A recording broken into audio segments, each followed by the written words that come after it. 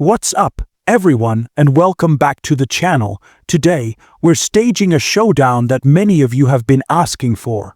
In one corner, we have the legendary German powerhouse, a symbol of precision engineering and track-bred performance, the BMW M3. And in the other corner, a legend reborn, the Japanese icon that has captured the hearts of enthusiasts for decades, the Toyota Supra.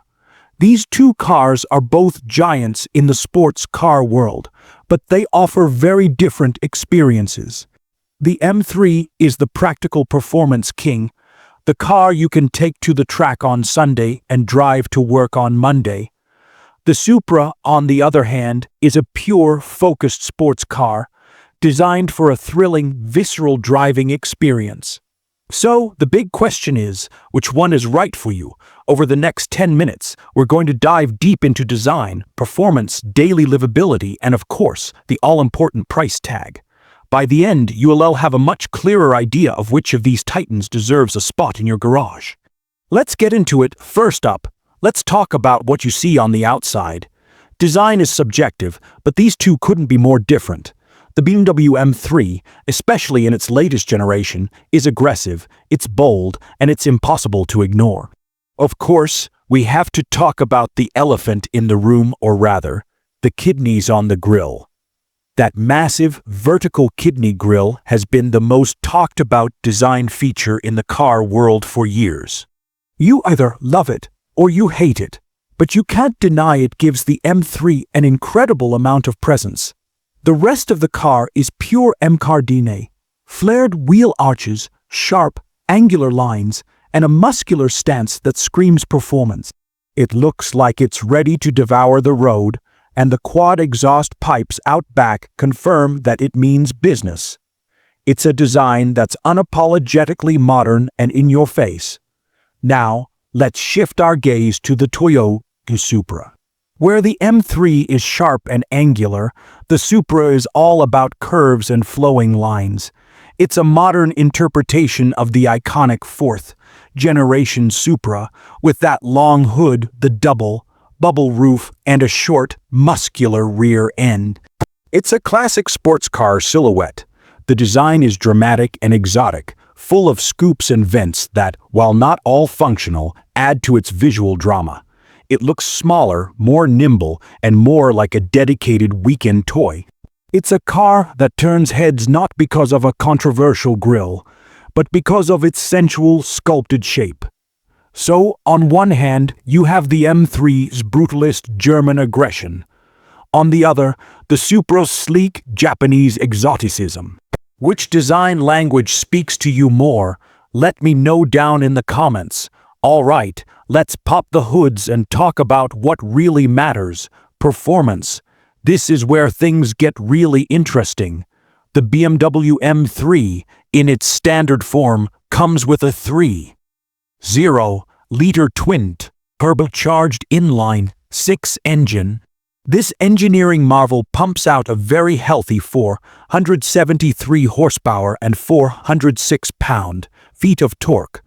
All that power is sent to the rear wheels through a glorious 6-speed manual transmission, a true rarity these days, or you can opt for the competition model. The M3 competition dials things up to an incredible 503 horsepower, but you do have to trade the manual for an 8-speed automatic. You can also get it with MX Drive all-wheel drive. 0 to 60 in the manual M3 is just over 4 seconds, while the all-wheel drive competition model will blast you there in the low threes. It's brutally, astonishingly fast. Now for the Supra, it also features a 3.0-liter turbocharged inline-6 engine. And yes, for those who don't know, this engine is sourced from BMW. It's essentially the same B58 engine found in many BMW models, but Toyota has put their own spin on its tuning. In its current form, it produces a very respectable 382 horsepower and 368 pound-feet of torque. And huge news for enthusiasts, Toyota now offers a 6 speed manual option alongside the excellent 8-speed automatic. With the automatic, the Supra will hit 60 miles per hour in just under 4 seconds. So, even though it's down on power compared to the M3, it's lighter and still incredibly quick. On paper, the M3 competition is the clear winner in a straight line. But raw numbers don't tell the whole story. Let's talk about the driving experience. This is what truly separates these two cars. Getting behind the wheel of the M3, you immediately feel the precision. The steering is sharp, direct, and full of feedback. The chassis is incredibly stiff and composed. It feels like a surgeon's scalpel. You can place the car exactly where you want it with absolute confidence. The M3 is bigger and heavier than the Supra, and you can feel that, but BMW engineers have worked magic to make it feel agile and responsive. With all the M modes and customizable settings, you can tune the car to be a comfortable cruiser or an absolute track weapon at the press of a button. The M3 inspires immense confidence. It makes you feel like a better driver because it's so capable and communicative. It's a car that begs you to push it harder and harder, and it always delivers. Jumping into the Supra, the experience is different. It's more intimate, more raw. You sit lower in the car, cocooned in the cockpit. It feels much smaller and more nimble on the road. The shorter wheelbase makes it feel incredibly eager to turn in. It's a bit more playful, a bit more of a handful at the limit, which can be a lot of fun. It feels less like a high-tech machine and more like a pure, old-school sports car. The power delivery is smooth and relentless, and that BMW-sourced engine sounds fantastic with Toyota's tuning. While the M3 feels like a high-tech powerhouse that can do anything, the Supra feels like a dedicated sports car built for one purpose: to put a smile on your face. It's less about ultimate lap times and more about the sensation of driving. The manual transmission in the Supra has been praised for its feel, making the experience even more engaging. Now, let us talk about something that's just as important for many buyers: daily livability and practicality. This is where the BMW M3 really shines and pulls away from the Supra. The M3 is, at its core, a 3 Series sedan. That means you get 4 doors, a comfortable back seat that can actually fit adults, and a surprisingly large trunk. You can genuinely use this car for school runs, grocery trips, or family road trips. It has all the latest BMW technology, a beautiful high-resolution infotainment screen, comfortable seats, and premium materials throughout the cabin. It's a car that blends blistering performance with genuine, everyday usability in a way that very few cars can. You're not making any real compromises. It's the ultimate one-car solution. The Toyota Supra, on the other hand, is a 2-seater. That's the first and biggest compromise. There are no back seats, so if you need to carry more than one passenger, the Supra is immediately out. The cabin is much cozier, and while it's a great place for the driver, it can feel a bit cramped for larger individuals. The interior, which also borrows heavily from BMW parts bin, is well-made and functional, but it doesn't feel as premium or as spacious as the M3's. Trunk space is also limited. It's a hatchback, which helps, but it's not designed to haul a lot of stuff. The Supra is without a doubt a weekend car or a second car for most people. It's not trying to be a practical daily driver. It's a toy, and a very, very good one. But if you need your sports car to also be your only car, the M3 is the undeniable winner in this category. Finally, we have to discuss the price. Performance cars aren't cheap, and these two are no exception, but there is a significant gap between them. The Toyota Supra 3.0 starts at around $58,000.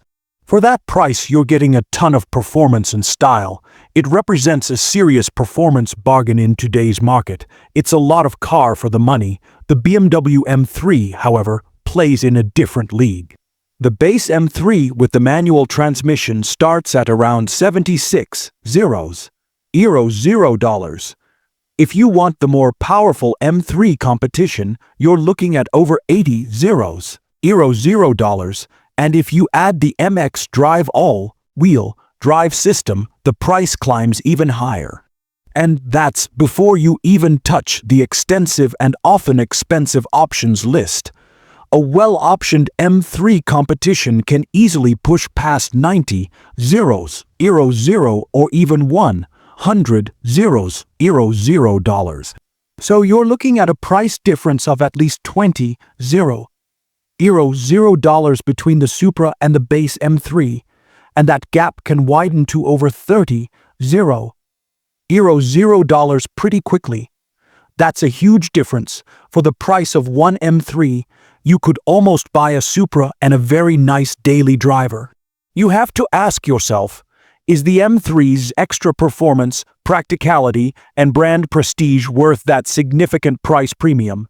For some, absolutely.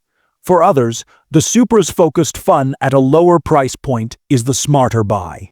So, after all that, which one should you choose?